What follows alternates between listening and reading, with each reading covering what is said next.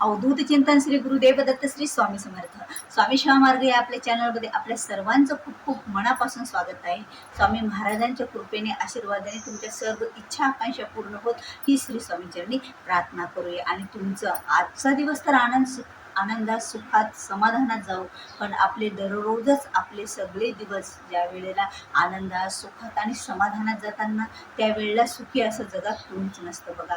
कारण आपल्या घरात जर सुख, कोणतं सुख हवं असतं आपल्याला, आपल्या घरात जर कोणी व्यसनाधीश असेल, आपल्या घरातील एखादी व्यक्ती व्यसनाधीश अधीन झालेली असेल, तर त्यावेळेला बघा त्या घरातलं वातावरण कसं असतं. ज्यांच्या घरामध्ये व्यसन आहे, ज्यांच्या घरामध्ये व्यसन आहे, त्यांना माहीत आहे की त्यांच्याकडे कोणते प्रॉब्लेम असतात, त्यांचं जीवन कसं असतं. त्यांच्याकडे जरी सगळ्या सुखसुविधा असतील तरीही त्यांचं जीवन आनंदी नसतं, समाधानी नसतं आणि सुखी नसतं. कारण व्यसनाधीश लोकांसोबत राहून जीवन जगणं म्हणजे किती कठीण असतं. ह्या ज्यांच्या घरी व्यसन आहे त्यांनाच फक्त माहीत असतं, बाकीच्यांना माहीत नसतं. म्हणून ज्यांच्याकडे व्यसन आहे त्यांनी हा नक्की व्हिडिओ बघावा. कारण या व्हिडिओमधून आपल्या घरातील व्यक्तीचे व्यसन हे नक्की सुटत असतं आणि सुटलेलं आहे. बऱ्याच जणांचा अनुभव आहे. हा उपाय एवढा सोपा आहे, कोणीही सहज हा उपाय करू शकतो आणि आपल्या घरातील व्यक्तींना व्यसनाधीश करू शकतो. कारण बघा, ज्या वेळेला व्यसन असतं, ज्या वेळेला घरात सुख समाधान नसतं, त्यावेळेला जीवनामध्ये आनंद हा राहतच नाही हो. कसं असतं बघा, आनंद हा कुठंतरी हरवलेला असतो. आणि आनंदी राहण्यासाठी आता कुणाला वाटत नाही आपला नवरा व्यसनाधीश म्हणजे व्यसन त्याला नसावं, त्यानं देवपूजा करावी, घरातलं एखादं कार्यात सहभागी व्हावं, किंवा आपल्या मुलांनी आपल्या घरामध्ये आपल्याला मदत करावी. कुठलीही मदत नसली तरी देवपूजा करावी, देवाला मानावं, देवाची एखादी पूजा आराधना करावी, छोटंसं देवाला नमस्कार करावं, एखादं स्तोत्र म्हणावं, एखादा मंत्र म्हणावं.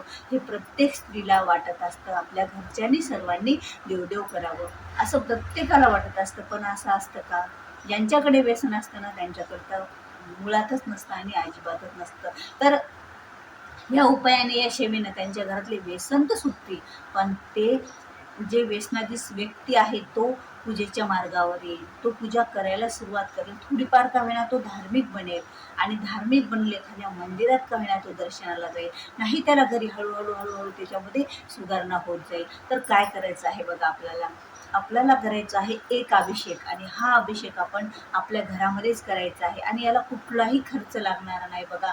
व्यसन सुटण्यासाठी आपण एवढं वणवण फिरत असतो, कुणाकडेही जातो, कुणाचे हात भरतो पैशाने आणि त्यांच्याकडून व्यसन आपल्या घरच्याचं कसं सुटेल हे बघत असतो. पण ही एवढी सोपी आपल्याला सेवा सांगितलेली आहे या स्वामी समर्थ सेवा मार्गातून. तर या सेवा मार्गातल्या सेवा आपण जर आपल्या घरीही सेवा केली तर कुठलाही खर्च आपल्याला लागणार नाही. फक्त आपला थोडासा वेळ आपल्याला लागणार आहे, आणि तोही 40 दिवसासाठी वेळ आपल्याला लागणार आहे.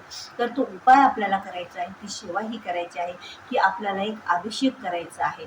आणि तो अभिषेक आपल्याला दुधाने सुद्धा नाही करायचा, फक्त आपल्याला पाण्याने जलानेच करायचा अभिषेक आहे. आणि तो अभिषेक आपल्याला महादेवाचा करायचा आहे, आपल्या घरातील देवघरातील महादेवाच्या पिंडीवर. मग तुमच्याकडे कुठलीही पिंड असू द्या, जर तुमच्या जवळ असेल महादेवाची पिंड पाषाणाची म्हणजे ती चालेल, किंवा तुमच्या देवघरातील पितळची जरी महादेवाची पिंड असेल तरीही ती चालेल. आपल्याला कुठलंही हरकत नाही. आणि सोपा उपाय आहे, आपल्याला या पिंडीवर रुद्राभिषेक 40 दिवस करायचा आहे.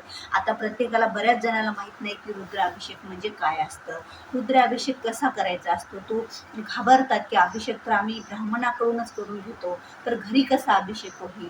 तर घरी अभिषेक होण्यासाठी तुम्हाला एवढा सोपा सरळ मार्ग आहे.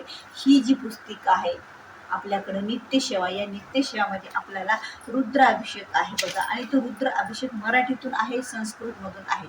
ज्यांनी जमेल त्यांनी संस्कृतमधून करायचा, ज्यांना नाही जमत त्यांनी मराठीतून करायचा. कसं संस्कृत शब्द आपल्याला आपण घाबरतो बघा की चुकीचा शब्द माझ्याकडून होईल का, किंवा चूक माझ्याकडून होईल. तर तुम्हाला आपण मराठीतून पण हा रुद्राभिषेक काय करू शकतो. तर हा रुद्राभिषेक आपल्याला कसा करायचा आहे बघा, मराठीतून करायचा किंवा संस्कृतमधून करायचा असेल तरी आपल्याला पहिला प्रथम गणपती अथर्वशीर्षे जे की या नित्यसेवेमध्येच आहे ते आपल्याला पठण करायचं.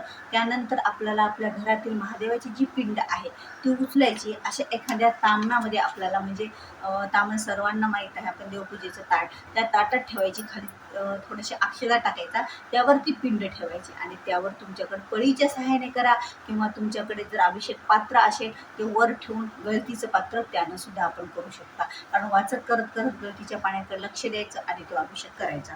आता पाण्यात घेतल्याच्या नंतर आपल्याला म्हणजे आता त्या याच्यामध्ये आपण ठेवून दिलो, तो अभिषेक पात्रामध्ये महादेवालाच्या पिंडीला आपण ठेवलं. तर त्यानंतर आपल्याला काय करायचं आहे, शांती मंत्र म्हणायचा आहे, जो की तुमच्या रुद्रपठणामध्येच आहे. आणि तो शांती मंत्र झाल्याच्या नंतर आपल्याला हळूहळू शिवशंकर ध्यान करायचं, त्यातच आहे रुद्र अध्यायमध्ये. संस्कृतमध्ये तुम्ही मराठीतून करा, संस्कृतमधून करा, पण शिवशंकर ध्यान जो रुद्र अध्याय हे शिवशंकर ध्यान हे आपल्याला म्हणायचंच आहे, करायचं अगोदर. आणि त्यानंतर आपल्या मराठी याला समाप्तपर्यंत वाचत न्यायचं, तिथपर्यंत जमक विभाग. बघा याच्यामध्ये काय आहे माहिती आहे का तुम्हाला? अगोदर अनुवाक आहे आणि चमक, त्याच्यानंतर अनुवाक झाले 11, अनुवाक 11 झाल्याच्या नंतर चमक विभाग येतो. हा चमक विभाग काय करायचा आहे तुम्हाला? मग नंतर फक्त हात जोडूनच म्हणायचं आहे तुम्हाला. अनुवाक पहिला ते 11 अनुवाकपर्यंत कसं म्हणायचं आहे? पाण्याची जलधारा धरत. आणि त्यानंतर तुम्हाला चमक विभाग सुद्धा आपल्याला एक वेळा थोडंसं तुम्ही हात जोडा, प्रार्थना करा आणि नंतर परत जलानंतर चमकाचा सुद्धा आपल्याला अभिषेक करायचा आहे. मग तो अभिषेक झाल्याच्या नंतर आपण ज्या प्रकारे आपण दररोज देवपूजा करून महादेवाला त्यांच्या जागेवर स्थायिक करतो, जशी आपण पूजा करतो पंचोपचार, तशी पूजा आपल्याला करायची. मग ती तीर्थ काय करायचं आहे बघा आपल्याला? ते तीर्थ आपल्याला आपल्या पियाच्या पाण्यात टाकू शकता आपण सर्वांसाठी. पण बघा कसं असतं, आपल्याकडे एखाद्याला मासिक धर्म असतो, एखादी प्रॉब्लेम असतो आणि त्यांना आपण देवाचं तीर्थ देत नसतो, तर ते तीर्थ कसं चालेल? म्हणून त्यासाठी तुम्ही काय करा, जे व्यसनाधीश माणूस आहे त्यांच्या पाण्यामध्ये ज्या वेळेला तुम्हाला ते पाणी मागतील त्यावेळेला थोडंसं आपण तीर्थ टाकायचं, पाणी देत राहायचं, थोडंसं तीर्थ टाकायचं, पाणी देत राहायचं. यामुळे काय होईल की असं 40 दिवस कंटिन्यू रोज काय करायचं आपल्याला? हा अभिषेक करायचं. त्याचं तीर्थ एका बॉटलमध्ये कशात पण आपण काढून ठेवायचं, झाकून ठेवायचं आणि थोडं थोडं तीर्थ त्या जी व्यसनाधीश व्यक्ती आहे तिच्या पाण्यात टाकून ते पाणी त्याला प्यायला द्यायचं. त्यांना सांगायचं नाही आम्ही की तुम्हाला तुमचं व्यसन सुटण्यासाठी हे तीर्थ देत आहोत म्हणून. मग आपण सांगितलं तर ते तीर्थ घेणार नाहीत आणि आपल्या महादेवाला मनोभावे प्रार्थना करायची की महादेवा, मी हे तीर्थ माझ्या नवऱ्याचं, माझ्या मुलाचं, तुमच्या घरात जे कुणासाठी तुम्ही करत आहेत त्यांचं व्यसन सुटण्यासाठी हे मी 40 दिवसाचं काय करत आहे? सेवा अभिषेकाची, रुद्राभिषेकाची सेवा करत आहे.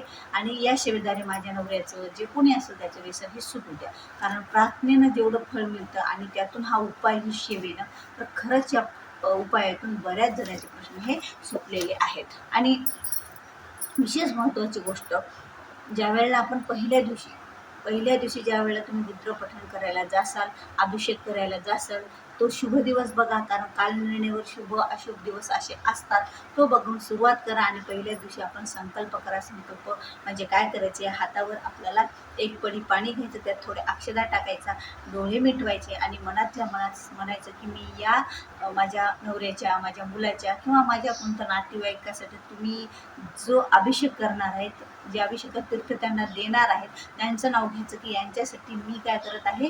हे 40 दिवसाचा रुद्र अभिषेक करत आहे. आणि या 40 दिवसाच्या रुद्र अभिषेकाने माझ्या घरातील आता ज्यांचं व्यसन सुटायचं त्यांचं व्यसन सुटू द्या म्हणायचं.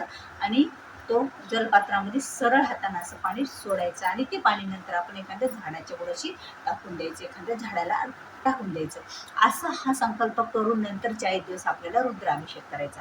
आता 40 दिवस रुद्राभिषेक करताना, कारण बघा जर आपण महिलाची सेवा करणार आहोत आणि महिला असाल तर आपल्याला दर एका महिन्याला आपला मासिक धर्म येतो, प्रॉब्लेम येतो. मग त्यावेळेला आम्ही काय करायचं? तर बघा तुम्हाला जर त्या 4 दिवस तर करताच येणार नाही रुद्राभिषेक, मग त्या दिवसापुरतं जर तुमच्या घरात जी सेवा दुसरं कोणी म्हणजे तुमच्या घरातलं ती सेवा म्हणजे ती अभिषेक सेवा त्या 4 दिवस करत असाल, एखादं चांगलं पवित्र पाणी घेऊन त्यांना करू द्या. आता नाहीच कुणी, मलाच करायची आहे ती सेवा 40 दिवसाची, मग ते 4 दिवस तुम्ही सोडून द्या, सेवा करूच नका. 4 दिवस तुमच्या लिस्टमध्ये धरूच नका. ते 4 दिवस गेले तुमचे. मग त्या प्रॉब्लेम येण्याच्या अगोदर जेवढे दिवस सेवा केली ते दिवस पकडायचे आणि नंतर जेवढी सेवा करायची आहे 40 दिवसात ती करायची. दोन्ही मिळून 40 दिवस आपल्याला असे झाले पाहिजे. कारण देवाला सुद्धा आपले प्रॉब्लेम कळत असतात, अडचण कळत असते. जर घरी कोणी करणार असेल तर ते करून घेऊ द्या तुम्ही, नसेल तर तुम्ही तसंही करू शकता. आणि तुम्हाला काही प्रॉब्लेम नसेल तर काही अडचणच नाही, तुम्ही कंटिन्यू 40 दिवस करा. सुतक पडलं तर सुतकात तर आपण करूच शकत नाही, सुतकाच्या ज्यावेळेस बंदच करावं लागेल. तर सुतक असेल तर सुरुवातच करू नका, आणि मध्येच जर अचानक काही अशी अडचण आली तर ते दिवस आपण सोडून द्या. आणि सोडून दिलेले दिवस आपल्याला धरायचे का नाही, जे अभिषेक करायचा आहे तो आपल्याला 40 दिवसच करायचा आहे, तिथे आपल्याला 40 दिवसच द्यायचा आहे. तर कंटिन्यू 40 दिवस झाले तर अतिउत्तम राहील, अधिक प्रभावशाली राहील. आणि खरंच या सेवेने बऱ्याच जणांचे प्रश्न सुटलेले आहेत वेस्टनादीस होण्याचे. तर ही सेवा आपल्याला आपल्या घरच्या घरी विनामूल्य करायची आहे, आणि आपल्या घरच्याचं व्यसन आपल्याला सोडवायचं आहे. तर व्हिडिओ बघता बघता खूप मोठा होत चाललेला आहे, तर व्हिडिओ आपण इथेच थांबूया. तुम्हाला समजलं असेल अभिषेक करून अभिषेकाचं तीर्थ कसं द्यायचं सर्व आपल्या घरातील व्यसनाधीश व्यक्तीला, त्याप्रमाणे तुम्ही द्या. काही तुमच्या अडचणी, काही तुमचे प्रश्न असतील तर तुम्ही कमेंट बॉक्समध्ये कमेंट करून विचारू शकता, मी त्याची नक्कीच तुम्हाला उत्तर देईन. आणि व्हिडिओ आवडल्यास व्हिडिओला लाईक करा, शेअर करा, नवीन असाल तर सबस्क्राईब करा. झालेली शिवा श्री स्वामीचरणी अर्पण. भेटूया पुन्हा असेच एका नवीन व्हिडिओ सोबत. तोपर्यंत श्री स्वामी समर्थ.